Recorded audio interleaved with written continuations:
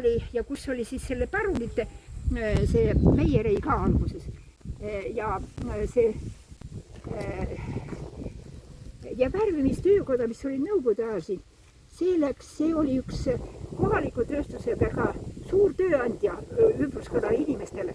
See elas väga priskelt, aga Ainumäe, kes oli Äravete koloosi esimees, nad ei saanud Ambla selle koloosi brigadiriga läbi. Oli minule niimoodi räägiti.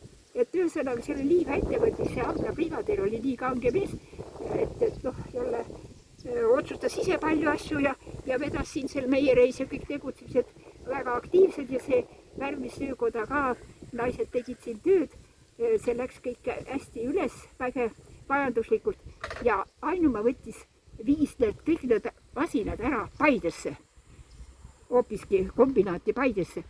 Ma mäletan, et oli vastu palvekiri, kaevati isegi, et tuleb tagasi tuua, et inimesed tahavad tööd saada ja aparaadid, masinad kõik töötavad ja kuidas siis niimoodi, aga kuna Ainumäe ja siis teised kolooside esimehed, need hakkasid ehitama seda kultuurimaja, rahasid sinna alla panema seda Paide uhkelt rahvamaalu kultuurimaja.